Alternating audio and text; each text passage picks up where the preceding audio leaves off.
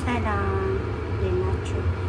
አንድ ታሪክ እንገራችሁ። ማለት ታሪክ አይደለም መሆን ያለበትን ነገር ነው የምነግራችሁ። እና አንዳንዴ እናትን ስትኖር ምንም አይመስለንም የምር እኛ ሰዎች ማለት ነው። እና እኔ ከራሴ የተማርኩት ነገር ማለት ነው። እና ምንድነው እሱ እናቴ በ8 ዓመቴ ነው የሞተችው። አባቴ ደግሞ በ5 ዓመቴ ነው ጥሎኝ የሄደው። የት እንዳለ አላውቅም። አባቴ የምር ነው የምነግራችሁ። መተማ የሚባል ሀገር አለ ሲባል ነበር። ከዛ በኋላ ነው የት እንዳለ አላውቅም። እስከ 5 ዓመት አውቀዋለሁ አባቴን። ከዛ በኋላ ከ8 ዓመት እናቴ ከሞተች በኋላ በጣም የተንገላታሁት ምን ብዬ ልንገራችሁ።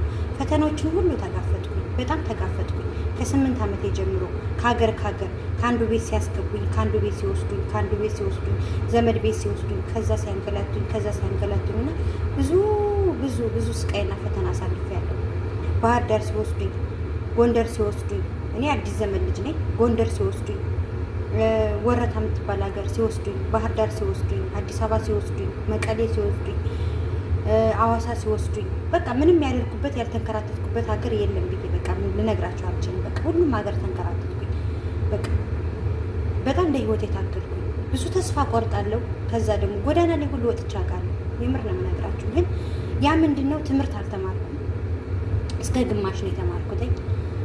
ከዛ ሲያስወጡኝ፣ ስራውን ሲያበዙብኝ፣ ዘመድ ይወስዱኛል፣ ስራ ያበዙብኛል። ከዛ ትምህርቱ ይቀራል።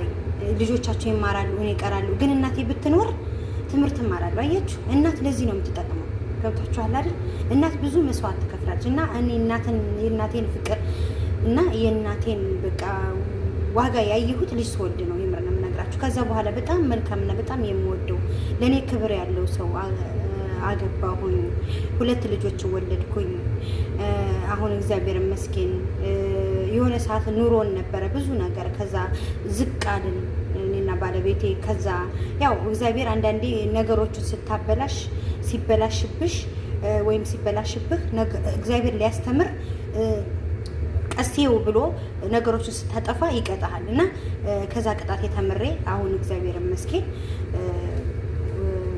ለራሴም ለልጆችም ባለቤቴም እየሰራ ነው፣ እኔም እየሰራው ነው። እግዚአብሔር ይመስገን፣ ክብሩ ይስፋ። አሁን ልጆች ወልጄ ብዙ ነገር አየሁኝ። አሁን የምር ነው የምነግራችሁ። በቃ ምን ማለት እንደሆነ እናት ማጣት ምን ያህል ዋጋ እንደሚያስከፍል በእኔ ነው ያየሁት። ከ8 ዓመት ጀምሮ በስቃይ መፈተን ማለት በጣም ከባድ ነው። የምን ነው የምነግራችሁ። አሁንም ለህይወት እየታገልኩ ነው ከልጆቼ ጋር